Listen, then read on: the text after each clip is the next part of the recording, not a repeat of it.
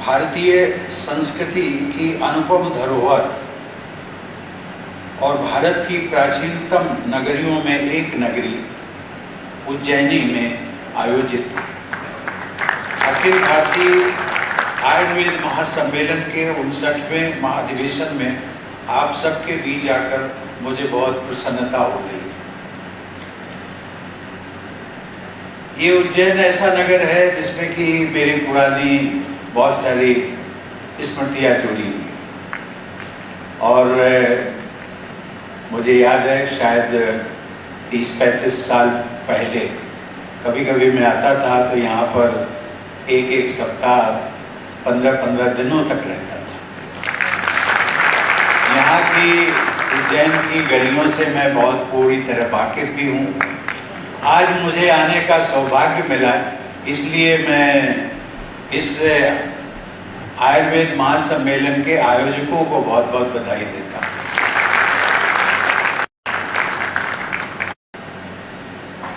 सचमुच में भारत गांव का देश है और गांव में जो पारंपरिक चिकित्सा की व्यवस्था है वो आज भी आयुर्वेदिक है।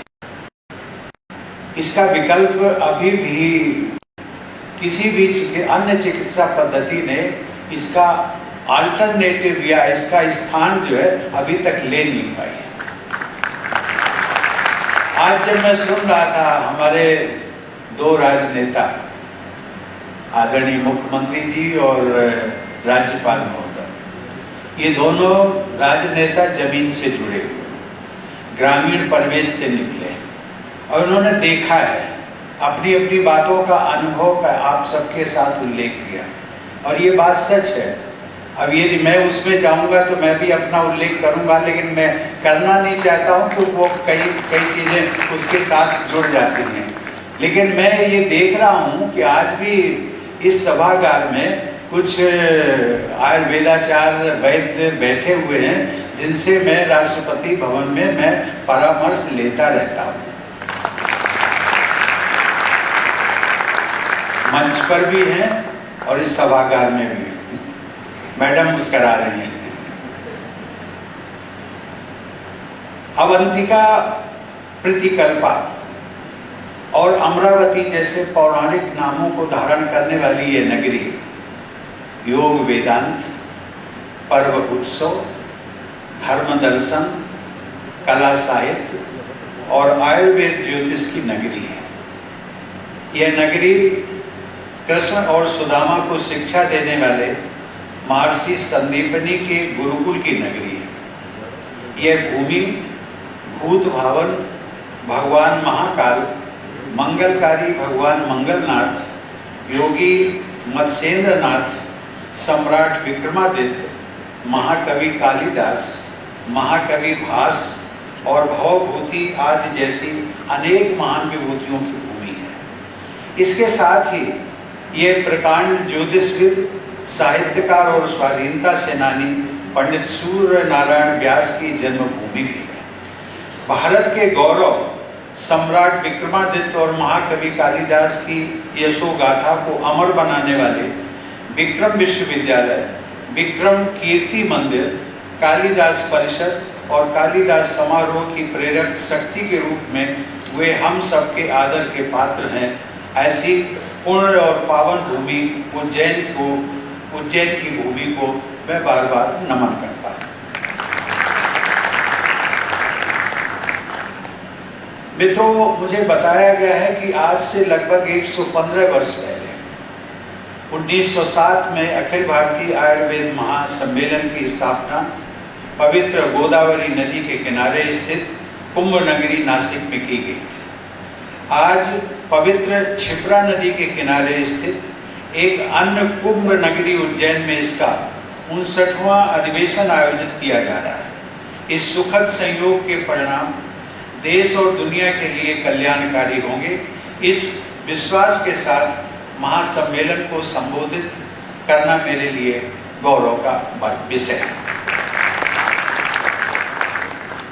हम सबको यह स्मरण रखना चाहिए कि भारतीय संस्कृति की एक अमूल्य धरोहर को लोकप्रिय बनाने के लिए कार्यरत इस संस्था की स्थापना एवं विस्तार में श्री शंकरदाजी पदे, महामना मदन मोहन मालवीय, कोचिन नरेश श्री राम वर्मा और श्री बृहस्पति देव त्रिगुणा जैसे मनुष्यों ने अपना अमूल्य योगदान दिया है।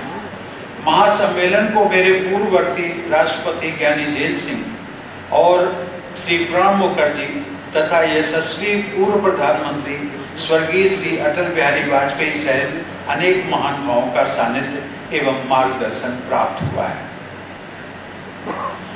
देवियों और सज्जनों, मुझे यह जानकर हर्ष हुआ कि अपने स्थापना काल से ही यह महासम्मेलन आयुर्वेद विज्ञान को भारत की राष्ट्रीय चिकित्सा पद्धति बनाने के लिए कार्य करता रहा है।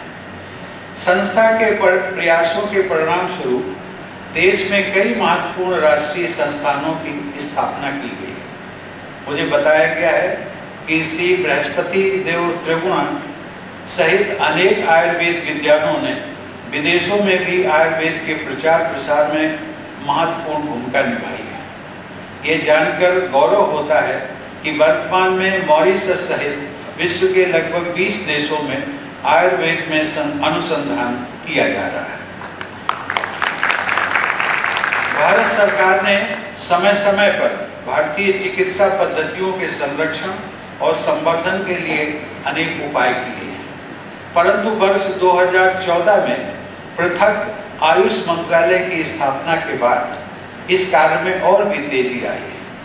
भारत सरकार से संबंधित विभिन्न अनुसंधान परिषदों, राष्ट्रीय आयुर्वेद विद्यापीठ, राष्ट्रीय आयुर्वेद संस्थान, अखिल भारतीय आयुर्वेद संस्थान आदि संस्थाओं द्वारा आयुर्वेद के क्षेत्र में उल्लेखनीय कार्य किए गए हैं। इसके लिए मैं भारत सरकार के आयुष मंत्रालय को बधाई देता हूं। देवियों और सज्जनों, मध्य प्रदेश के मुख्यमंत्री श्री शिवराज सिंह चौहान ने योग एवं भारतीय चिकित्सा पद्धतियों में सदैव विशेष रुचि प्रदर्शित की। इस सम्मेलन के आयोजन में और शासकीय धन्वंतरी आयुर्वेद महाविद्यालय के आधुनिक भवन के निर्माण में भी प्रदेश सरकार का पूरा योगदान रहा है। कल भोपाल में स्वास्थ्य क्षेत्र की अनेक परियोजनाओं के शिलान्यास और लोकार्पण का भी अवसर मुझे प्राप्त हुआ। चिकित्सा सुविधाओं की उपलब्धता बढ़ाने की दृष्टि से किए जा रहे इन सभी प्रयासों को देखकर यह विश्वास मजबूत होता है कि राज्य में राज्यपाल श्री मंगू भाई पटेल के मार्गदर्शन और मुख्यमंत्री श्री शिवराज सिंह जी चौहान के नेतृत्व में चिकित्सा सुविधाओं को मध्य प्रदेश में लगातार संबल मिलता रहेगा और यह प्रदेश आयुर्वेदिक चिकित्सा का भी पसंदीदा गंतव्य बनेगा। ये बात मैं इसलिए कह रहा हूं, कोई भी राजनेता अपने उद्बोधन के दौरान बहुत सारी चीजों को स्वेच्छा से स्वीकृत करना और आपसे पूछना कि आपको क्या जरूरत है। वो चाहते हैं कि प्रदेश में आयुर्वेद का एक गंतव्य, एक डेस्टिनेशन बने। उसके लिए बहुत कम राजनेताओं में बात होती है और उसको उन्होंने पूछा। मैं इसलिए चाहता हूं कि आप सब लोग मिलकर के वाकई में मध्य प्रदेश को एक इंडिया का एक आयुर्वेद सेंटर यदि स्थापित करने में मदद करें तो उसमें उसका क्रेडिट आपको भी जाएगा और मध्य प्रदेश सरकार को भी जाएगा। देवियों और सज्जनों, विश्व भर में अनेक चिकित्सा पद्धतियां प्रचलित हैं, परंतु आयुर्वेद इन सबसे अलग है। आयुर्वेद का अर्थ है साइंस ऑफ लाइफ, अर्थात आयु का विज्ञान। विश्व में प्रचलित अनेक चिकित्सा पद्धतियों के साथ पैथी शब्द जुड़ा होता है। पैथी अर्थात रोग हो जाने पर उसका उपचार करने की पद्धति, परंतु आयुर्वेद में स्वास्थ्य रक्षा के साथ साथ अर्थात रोग के उपचार के साथ साथ रोग निवारण पर भी बल दिया जाता है। रोग का मूल कारण उसको ढूंढ करके उसको दूर करने का प्रयास किया जाता है। ऐसे सर्वहितकारी आयुर्वेद का परंपरागत ज्ञान हमारे पास है, यह हम सबका सौभाग्य है। परंतु आज का समय शोध और अनुसंधान का, प्रमाणन का और गुणवत्ता का समय है। यह समय आयुर्वेद के ज्ञान को अधिकाधिक गहराई से समझने, वैज्ञानिक कसौटी पर कसकर खरा उतरने तथा वर्तमान समय की आवश्यकताओं के अनुसार तकनीकी मापदंडों को परिमार्जित कर विश्व को देने का है। ये हम सबके लिए एक बहुत बड़ा चैलेंज है और इस चैलेंज को मुझे विश्वास है कि आप सब लोग मिलकर के इसको स्वीकारेंगे और इसमें प्रगति करेंगे। देवी और सज्जनों, अभी हाल ही में गुजरात के जामनगर में WHO global centre for traditional medicine की स्थापना से ये पुष्टि होती है कि विश्व अब हमारी पारंपरिक चिकित्सा पद्धतियों को स्वीकार करने के लिए तैयार है। इससे आप सभी का दायित्व और भी अधिक हो गया है। आज से हजारों वर्ष पहले चरक संहिता में कहा गया था कि भोजन करने से पहले हाथ, पांव व मुंह धोना आवश्यक होता है। ऐसा करने से शारीरिक स्वच्छता बनाए रखने के साथ साथ बीमारी से भी बचा जा सकता है। हमारे ऋषियों ने महामारी से बचने के तरीके भी बताए जो आधुनिक विज्ञान द्वारा प्रमाणित हुए हैं। कोविड-19 महामारी के दौरान आयुर्वेद की ओर लोगों का रुझान बढ़ा है। इसके माध्यम से लाखों लोगों के जीवन की रक्षा भी संभव हुई है। देवी और सज्जनों, भारत ने सदैव पूरे विश्व के कल्याण और सुख की कामना की है। हम एक ओर ये चाहते हैं कि हमारा हेल्थ सेक्टर विकसित हो, वहीं दूसरी ओर ये भी चाहते हैं कि लोग कम बीमार पड़ें, निरोगी रहें और सुखी रहें। हमारा स्वास्थ्य हमारे आहार, व्यवहार और यहाँ तक कि हमारी दिनचर्या पर आधारित होता है। हमारी दिनचर्या कैसी हो, ऋतुचर्या कैसी हो और औषध से भी पहले हमारा आहार कैसा हो, ये सब कुछ आयुर्वेद में ही बताया जाता है। महर्षि चरक ने तो कहा था कि भोजनम इव भेषजम, अर्थात आहार ही औषध है। मेरे ध्यान में आया है कि अधिवेशन के दौरान आपका पिछले 2 दिनों से ये सम्मेलन की कार्रवाई चल रही थी। संचालित अधिवेशन के दौरान संचालित वैज्ञानिक सत्र में आयुर्वेद, आहार और स्वस्थ भारत का आधार विषय पर भी विचार विमर्श हुआ होगा। मुझे विश्वास है कि इस विचार विमर्श के परिणाम लोगों के स्वास्थ्य की रक्षा में उपयोगी सिद्ध होंगे।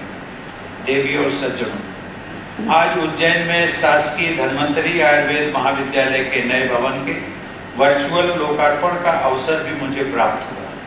लगभग 20 करोड़ रुपए के इस आधुनिक भवन के निर्माण से आयुर्वेदिक शिक्षण, प्रशिक्षण और उपचार की सुविधाओं को निश्चित ही बढ़ावा मिलेगा। महासम्मेलन के अधिवेशन और आयुर्वेद महाविद्यालय के नए भवन के लोकार्पण पर आज यहाँ आयुर्वेद के हर क्षेत्र का प्रतिनिधित्व हो रहा है। यहाँ प्रशासनिक क्षेत्र से भी हैं, आयुर्वेदिक शिक्षा से जुड़े लोग भी उपस्थित हैं और अनुसंधान से जुड़े जिम्मेदार महानुभाव भी उपस्थित हैं। इस महत्वपूर्ण आयोजन से देश के लोगों को आप सबसे कुछ अपेक्षाएं भी हैं और उन अपेक्षाओं को मैं आपके सामने रख रहा हूं। आयुर्वेद प्रशासन से जुड़े लोगों से ये अपेक्षा है कि आयुर्वेद के संरक्षण और विस्तार के समक्ष उपस्थित नीतिगत बाधाओं को दूर किया जाए और जन सामान्य में आयुर्वेद के प्रति जागरूकता बढ़ाई जाए।